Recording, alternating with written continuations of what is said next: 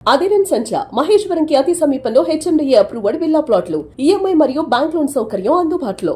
ఆంధ్రప్రదేశ్లోని కోనసీమ జిల్లాలో ఓ 10th class చదివేటువంటి అమ్మాయి క్లాస్లో సడన్గా కుప్పకూలిపోయింది. కార్డియాక్ అరెస్ట్తో చనిపోయినట్లు డాక్టర్లు నిర్ధారించారు. అసలు అంత చిన్న ఏజ్లో కార్డియాక్ అరెస్ట్లు ఎలా వస్తాయి? వాటిని గుర్తించాలన్నా, లేదు హార్ట్ స్ట్రోక్స్, హార్ట్ అటాక్స్ ఇలాంటి వాటిని ముందుగానే ఐడెంటిఫై చేయాలన్నా ఏం చేయాలి? దీనికి సంబంధించి మరింత సమాచారం మనకు అందించేందుకు లైవ్ కాల్లో అందుబాటులో ఉన్నారు ప్రముఖ కార్డియాలజిస్ట్ డాక్టర్ ముఖర్జీ గారు. ఒకసారి ఆయన అడిగి మరిన్ని వివరాలు తెలుసుకుందాం. డాక్టర్ గారు నమస్తే అండి. ఎర్లీ ఏజ్లో వచ్చేటువంటి హార్ట్ స్ట్రోక్స్ని లేదా హార్ట్ అటాక్స్ని ఎలా గుర్తించాలి డాక్టర్ గారు? ఎందుకంటే 35-40 దాటిన తర్వాత ఇప్పుడు ఎవ్రీ ఇయర్ ప్రతి ఒక్కళ్ళు ఆల్మోస్ట్ టెస్టులకు వెళ్తున్నారు, బాడీ చెకప్స్ చేయించుకుంటున్నారు, వాళ్ళకి తెలుస్తాయి, నో ప్రాబ్లం. కానీ చిన్న పిల్లల్లో ఎందుకు మనం చేయించం కదా? జనరల్గా ఎవరు కూడా చిన్న పిల్లలకి ఆ టెస్టులు అనేవి రెగ్యులర్గా చేపియ్యరు. అసలు మనం ఈ మధ్యకాలంలో 12 years పాప బస్సులో పడిపోయింది చూసాము. ఇప్పుడు ఈ అమ్మాయి 10th క్లాస్ అంటే 15-16 years ఏజ్. తర్వాత 10 years పాప చనిపోయింది, అవి చూసాము. చాలా చిన్న చిన్న పిల్లలు చనిపోతున్నాయి, రెగ్యులర్గా చూస్తున్నాం సార్. మనం వీటన్నిటిని ఎలాగా కంట్రోల్ చేయగలగాలి? అసలు ఎలా వాటిని ఫస్ట్ మనం ఐడెంటిఫై చేయాలి? అంటే ఫస్ట్ దానికన్నా ముందు క్లారిఫికేషన్ ఏంటంటే, ఈ అమ్మాయి చనిపోయింది హార్ట్ అటాక్ తో లేకపోతే హార్ట్ స్ట్రోక్ తో అని అంటాం మనకి ఇంకా కంప్లీట్ గా తెలియదండి. ఇది హార్ట్ అటాక్, హార్ట్ స్ట్రోక్ అనేవి రెండు ఒకటే మీనింగ్. కానీ ఈ అమ్మాయి ఖచ్చితంగా చనిపోయింది కార్డియాక్ అరెస్ట్ తో. కార్డియాక్ అరెస్ట్ వేరు, హార్ట్ అటాక్ వేరు. ఈ రెండు డిఫరెన్సియేషన్ మనం కనిపెట్టాలి ఫస్ట్. జనరల్ గా మనం అనేటప్పుడు నార్మల్ కామన్ వర్డ్స్ లో హార్ట్ అటాక్ తో చనిపోయారు, హార్ట్ స్ట్రోక్ తో చనిపోయారు, కార్డియాక్ అరెస్ట్ అనే మాట జనరల్ గా ప్రొఫెషనల్స్ యూజ్ చేస్తారు కదా సార్. నార్మల్ విలేజెస్ లో అక్కడ కూడా యూజ్ చేయరు. గుండె నొప్పితో చనిపోయారంట, గుండె ఆగిపోయిందంట, ఇలాగే మాట్లాడతారు జనరల్ గా. అంటే ఈ రెండింటికి వ్యత్యాసం తెలిస్తే మనకి కన్ఫ్యూజన్. ఎందుకంటే కార్డియాక్ అరెస్ట్ అనేది మెడికల్ టర్మ్ అని కాదు, అంటే మీనింగ్ లో కూడా డిఫరెన్స్ ఉంది. ఇప్పుడు మామూలుగా బ్రెయిన్ స్ట్రోక్ అంటారు, ఇక్కడ మామూలుగా హార్ట్ స్ట్రోక్ ని కూడా స్ట్రోక్ అంటుంటారు మనం బయట కలెక్టివ్గా. అది మీనింగ్ డిఫరెన్స్ కాదు, జస్ట్ మాట డిఫరెన్స్. ఇది అట్లా కాదు, మీనింగ్. అందుకని మనం తెలుసుకోవాలి దీని గురించి. ఎందుకంటే మన గుండెపోటు లేకపోతే హార్ట్ స్ట్రోక్ తో చనిపోయింది అని అంటే అర్థం ఏంటంటే, హార్ట్ స్ట్రోక్ అంటే గుండె రక్తనాళాల్లో ఒక రక్తనాళం కంప్లీట్ గా మూసుకుపోవటం వల్ల ఆ గుండె కండరం డ్యామేజ్ అవటాన్ని గుండెపోటు అంటారు. దానివల్ల ఛాతి నొప్పి రావడం ఇట్లాంటివి జరుగుతాయి. ఇది మనకి కొలెస్ట్రాల్ వలన లేదా బీపీ షుగర్ల వలన ఇట్లా వచ్చే ప్రాబ్లం ఇది హార్ట్ అటాక్ అని. సో అట్లా కాకుండా ఏదైనా కారణం చేత, ఇప్పుడు ఏమి రక్తనాళాల్లో ఏం మూసుకుపోలేదు, బట్ ఏదైనా కారణం చేత గుండె సడన్ గా ఆగిపోయింది అనుకోండి, ఇది కార్డియాక్ అరెస్ట్. ఇప్పుడు గుండెపోటు కూడా కార్డియాక్ అరెస్ట్ కి ఒక కారణమే. అంటే గుండెపోటు వచ్చిన మొదటి గంటల్లో సడన్ గా కార్డియాక్ అరెస్ట్ వచ్చే అవకాశం కూడా ఉంటుంది. అయితే ఈ కార్డియాక్ అరెస్ట్ అనేది గుండెపోటు వలన కాదా అనేది ఫస్ట్ మనం నిర్ధారించుకుంటే ఆ తర్వాత మనం దాని ముందుకు వెళ్ళొచ్చు అన్నమాట. ఎందుకంటే ఇప్పుడు మీరు 50 ఏళ్ళ వాళ్ళు, 40 ఏళ్ళ వాళ్ళు, వీళ్ళు సడన్ గా కొలాప్స్ అయ్యారంటే వాళ్ళకి కార్డియాక్ అరెస్ట్ గుండెపోటు వల్ల వచ్చే అవకాశం చాలా ఎక్కువగా. 15 ఏళ్ళ అమ్మాయి సడన్ గా మరణించడం అని అంటే గుండెపోటు వల్ల కాదు, గుండె ఆగిపోయింది, కానీ ఆ గుండె ప్రాబ్లంతో కాదని. అంటే ఇప్పుడు మీరు అర్థం చేసుకోవాల్సింది ఏంటంటే, గుండె పోటు అనేది మనకి ఎక్కడైతే కొలెస్ట్రాల్ వల్ల వస్తుందో ఆ గుండె పోటు రాలేదు ఈమెకి, కానీ గుండె ఆగిపోయింది. మరి ఎందుకు ఆగిపోతుంది, సడన్ గా ఎందుకు ఆగిపోతుంది అన్నది నెక్స్ట్ క్వశ్చన్ వస్తుంది.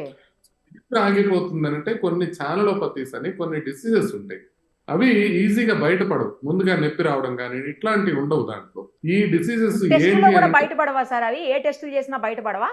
టెస్టుల్లో బయటపడతాయి. అంటే మనం ఈజీగా ఈసీజీ ఎక్కువ చేస్తే చాలా వరకు బయటపడతాయి.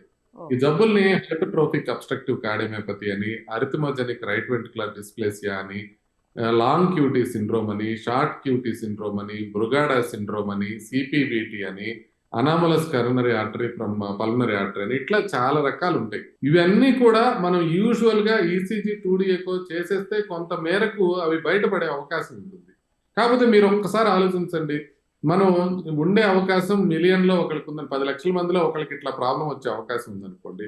పిల్లలందరికీ టెస్టులు చేయాలంటే ఎంత కష్టం చెప్పండి, ఎంత ఖర్చుతో కూడుకున్న విషయం చెప్పండి. అందుకే కమ్యూనిటీ లెవెల్లో డాక్టర్లు కానీ ప్రొఫెషనల్ బాడీస్ కానీ అందరికీ ఇవి చెయ్యాలి అనేది ఎవరు చెప్పరు. ఎందుకంటే దానికి ఈల్డ్ తక్కువ ఉంటుంది. ఇప్పుడు 10 లక్షల మందిని మనం పరీక్ష చేస్తే ఒకరికి బయటపడే అవకాశం ఉంటుంది, అప్పుడు ఆ ఒకరిని కాపాడుకునే అవకాశం ఉంటుంది అనుకోండి. కానీ ఇండివిజువల్ లెవెల్లో ఎవరికైనా అనుమానం వచ్చినప్పుడు వాళ్ళు కంపల్సరీగా టెస్టులు చేయించుకోవాలి. అనుమానం ఎలా వస్తుంది అని అంటే, ఇప్పుడు ఎవరైతే కొంచెం యంగ్ ఏజ్ లో మరణించున్నారో వాళ్ళకి సంబంధించిన, ఇప్పుడు అమ్మాయి బ్రదర్స్ కానీ సిస్టర్స్ కానీ ఎవరున్నారో అందరికీ టెస్ట్ చేసుకోవడమే కాకుండా మనం సిమ్టమ్స్ చిన్న చిన్న సిమ్టమ్స్ ని పిల్లల్లో కూడా ఇగ్నోర్ చేయకూడదు. ఆ సిమ్టమ్స్ ఏంటి అని అంటే సడన్ గా కళ్ళు తిరగటం కానివ్వండి, సడన్ గా కళ్ళు తిరిగి పడిపోవటం కానివ్వండి, గుండె దడగా అనిపించడం కానివ్వండి, గుండె వేగంగా కొట్టుకున్నట్టు అనిపించడం కానివ్వండి, మెట్లు ఎక్కినప్పుడు ఆయాసం రావటం కానివ్వండి, ఇలాంటి సమస్యలు గనక పిల్లల్లో ఉన్నట్లయితే, ఎస్పెషల్లీ కళ్ళు తిరిగి పడిపోవడం అనే సమస్య గనక ఎప్పుడన్నా ఉన్నట్లయితే వాళ్ళు ఇమ్మీడియట్ గా టెస్టులు చేయించుకోవాలి. అందరికీ టెస్టులు చేయడం సాధ్యం కాదు కాబట్టి ఇది చెప్తున్నాం. బట్ ఎవరికైతే అనుమానం ఉందో వాళ్ళు టెస్ట్ చేయించుకుంటే ఇది కొంత మేరకు బయటపడిపోయే అవకాశం ఉంటుంది. But majority of the people ఎవరైతే టెస్టింగ్ చేయించుకుంటారో భయపడి వాళ్ళందరూ నార్మలే. ఎందుకంటే ఇది రేర్ కండిషన్ కాదు. ప్రైమరీగా కనిపించే సిమ్టమ్ అయితే కళ్ళు తిరగటమేనా సార్? కళ్ళు తిరగటం, కళ్ళు తిరిగి పడిపోవడం అనే సిమ్టమ్ ఒకటి.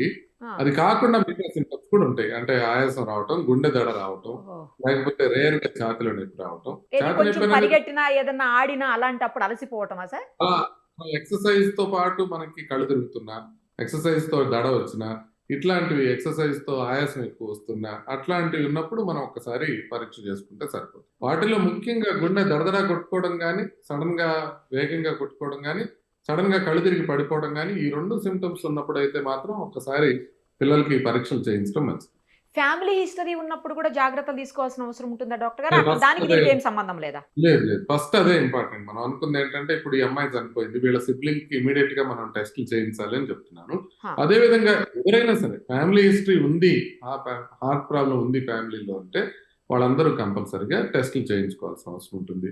ఈసీజీ ఎక్కువ అనే దాంట్లో మెజారిటీ తెలిసిపోతుంది. ఒకవేళ అవసరమైతే కార్డియాక్ ఎంఆర్ఐ కానీ, జెనెటిక్ టెస్టింగ్ కానీ, ఇట్లాంటి అడ్వాన్స్డ్ టెస్టులు కూడా చేయించాల్సిన అవసరం రావచ్చు.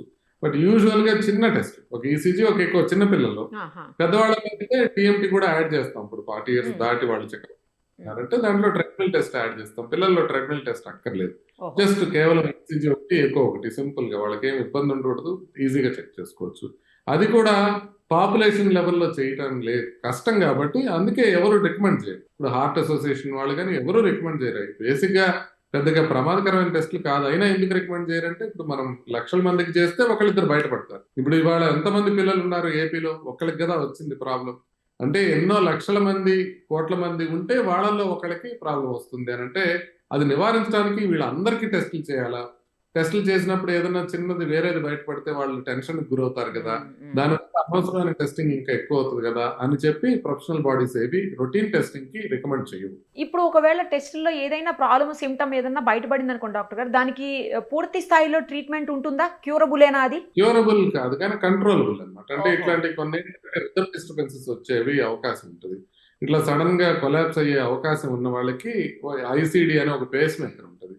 ఆ పేస్ మేకర్ నార్మల్ గా ఏం చేసి ఉండాల్సింది, ఇప్పుడు ఇమీడియట్ గా కొలాప్స్ అయింది కాబట్టి టీచర్లు ఇమీడియట్ గా కొంత మేరకు సిపిఆర్ చేసినట్లయితే సర్వైవల్ ఛాన్స్ బెటర్ గా ఉంది. సో మీరు అందులో ఉన్నారనుకోండి, హాస్పిటల్లో ఇమీడియట్ గా ఏం చేస్తారు, ఒక డీసీ షాక్ ఇచ్చి కాపాడతారు. అంటే షాక్ ఇచ్చినప్పుడు మనం కాపాడతాం కాబట్టి అదే షాక్ మనం వాళ్ళు స్కూల్లో ఉన్నప్పుడు కానీ, బాత్రూమ్ లో ఉన్నప్పుడు కానీ ఇవ్వలేం కాబట్టి వాళ్ళకి ఐసిడి పేస్ మేకర్ లాంటిది ఉంటుంది. ఆ పేస్ మేకర్ లాంటిది అమర్చినప్పుడు వాళ్ళకి అది ఇబ్బంది లేకుండా ఉంటుంది. అంటే సడన్ గా కూడా అది షాక్ ఇచ్చి కాపాడుకుంటుంది. డాక్టర్ గారు ఫైనల్ గా ఒకటి చెప్పండి. ఇప్పుడు మార్నింగ్ 4 o'clock నుంచి మార్నింగ్ 10, అంటే ఎర్లీ మార్నింగ్ 4 నుంచి మార్నింగ్ 10 AM మధ్యలో ఎక్కువగా హార్ట్ స్ట్రోక్స్ లేదా హార్ట్ అటాక్స్ లేదా కార్డియాక్ అరెస్ట్లు అవుతాయని అంటుంటారు. అది నిజమా? ఎందుకలా? ఖచ్చితంగా నిజమండి. ఎందుకనంటే మార్నింగ్ మనకి కౌంటర్ రెగ్యులేటరీ హార్మోన్స్ ఇమీడియట్ గా ఎక్కువ అవుతాయి. అంటే ఇప్పుడు మనం పొద్దునే విశ్రాంతి తీసుకున్నప్పుడు బీపీ చాలా తక్కువ ఉంటుంది, పల్స్ రేట్ చాలా తక్కువ ఉంటుంది. అంటే బీపీ నార్మల్ గా 90/70 ఉండాలి. నైట్ టైం నిద్రపోయేటప్పుడు అంత తక్కువ ఉంటుంది. హార్ట్ రేట్ కూడా తక్కువ ఉంటుంది. అంటే పొద్దున్న లేచి మనం యాక్టివిటీలోకి వెళ్ళేటప్పుడు బాడీ మనని ప్రిపేర్ చేసే విధంగా కొన్ని రకాల హార్మోన్స్ సెక్రెట్ అవుతాయి. ఆ హార్మోన్స్ లో మనకి స్ట్రెస్ హార్మోన్స్ కూడా ఉంటాయి. వీటి వలన బీపీ సడన్ గా పెరగడం, హార్ట్ రేట్ సడన్ గా పెరగడం, గుండె సడన్ గా వేగంగా కొట్టుకోవడం, ఇవన్నీ జరుగుతాయి. సో ఇవి జరిగినప్పుడు మనకి సడన్ గా గుండెపోటు, ఆల్రెడీ ప్రాబ్లం ఉన్న వాళ్ళకి, ప్రాబ్లం లేని వాళ్ళకి ఏం కాదు, సహజంగా. బట్ ఆల్రెడీ లోపల బ్లాక్స్ ఉన్నాయనుకోండి, అది కూడా 90% బ్లాక్స్ ఉన్నాయనుకోండి, సడన్ గా బీపీ షూట్ అవటము, సడన్ గా మనకి పల్స్ రేట్ ఎక్కువ అవడము, హార్ట్ వేగంగా కొట్టుకోవడం, ఇది జరిగినప్పుడు సడన్ గా అటాక్ వచ్చే అవకాశం ఉంటుంది. అందుకనే ఎర్లీ మార్నింగ్ వీళ్ళకి వచ్చే అవకాశం ఉంటుంది. దాన్ని ప్రివెంట్ చేయడానికి మనం ఎర్లీ మార్నింగ్ లేవకుండా ఉండటము, ఎర్లీ మార్నింగ్ స్లోగా లేవడము ఈ కాదు మనం చేయాల్సింది. రెగ్యులర్ గా చెకప్ చేయించుకొని ఆ ప్రాబ్లం లేకుండా ముందే చూసుకున్నట్లయితే ఈ ప్రాబ్లం రాకుండా. అందుకని లేచేటప్పుడు మనం కొత్తగా జాగ్రత్తలు తీసుకునేది లేదు. కాదు లేచేటప్పుడు సడన్ గా కళ్ళు తిరిగి పడిపోతుంటే వాళ్ళు మాత్రం కొంచెం గిడ్డినెస్ రాకుండా లేచి కొద్దిసేపు కూర్చొని ఆ తర్వాత లేచి నడవటం అనేది మంచిది. చాలా మంది డాక్టర్ గారు ఎర్లీ మార్నింగ్ వాష్రూమ్స్లో లేదా బాత్రూమ్స్లో చనిపోతూ ఉంటారు, ఎస్పెషల్లీ మగవాళ్ళు. ఎందుకలా? అవునండి. ఎర్లీ మార్నింగే మనకి హార్మోన్స్ ప్రభావంతో కొంత గుండె వేగం అది పెరుగుతుందని తెలుస్తుంది కదా! ఈ బాడీలో sympathetic nervous system, parasympathetic nervous system అనేవి 2 ఉంటాయి. బాత్రూమ్‌లో వెళ్ళినప్పుడు మనం యూరిన్ పాస్ చేయాలంటే పారాసింపథెటిక్ నర్వస్ సిస్టమ్ యాక్టివేట్ కావాలి.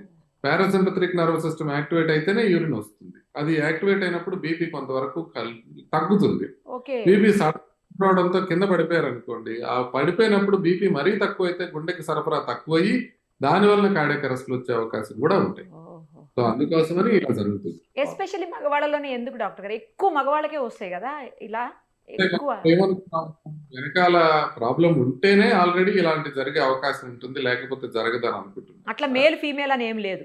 యూజువల్ గా మగవాళ్ళలోనే హార్ట్ ప్రాబ్లమ్స్ ఎక్కువ ఉంటాయి కాబట్టి ఇది మగవాళ్ళలోనే ఎక్కువ జరుగుతుంది. అది కూడా ప్రొడక్టివ్ ఏజ్ లో జరిగేది మగవాళ్ళకి. అంటే మగవాళ్ళకి తొందరగా వస్తాయి, ఆడవాళ్ళకి మెనోపాజ్ వరకు ఈస్ట్రోజన్ వల్ల ప్రొటెక్షన్ ఉంటుంది. సో అందుకని మగవాళ్ళకి ఒక 10 ఏళ్ళ ముందు వస్తాయి. అందుకని ప్రొడక్టివ్ ఏజ్ లో ఉండి సడన్ గా చనిపోతున్నప్పుడు, ఫర్ ఎగ్జాంపుల్ ఒక 65 ఇయర్ ఓల్డ్ లేకపోతే 85 ఇయర్ ఓల్డ్ లేడీ ఈ ప్రాబ్లం కూడా ఏం ఇబ్బంది కాదు. ఇది మగవాళ్ళలో ఎక్కువగా కనపడుతుంది. దాంతోపాటు యూరిన్ పాస్ చేసేటప్పుడు కూడా పారాసింపథెటిక్ నర్వస్ సిస్టమ్ మగవాళ్ళలో ఎక్కువ యాక్టివేట్. సో దానివల్ల ప్రాబ్లమ్స్ ఎక్కువ వస్తాయి. చాలా మంచి ఇన్ఫర్మేషన్ ఇచ్చారు డాక్టర్ గారు. చాలా బిజీ ఉన్నారు మీరు పేషెంట్స్ తోటి, అయినా కూడా అడగగానే ఇట్లా అవేర్నెస్ కోసం అని చెప్పేసి మీరు ఒక వీడియో చేద్దాం సార్ అని అడగగానే ఇచ్చినందుకు చాలా చాలా thanks sir. Thank you so much. మరిన్ని అప్డేట్స్ కోసం నిరుపమ సుమన్ టీవీ ఇన్స్టా పేజ్ని ఫాలో చేయండి. సుమన్ టీవీలో మీ పర్సనల్ అండ్ బిజినెస్ ప్రమోషన్స్ కోసం కింది నెంబర్కి కాంటాక్ట్ చేయండి.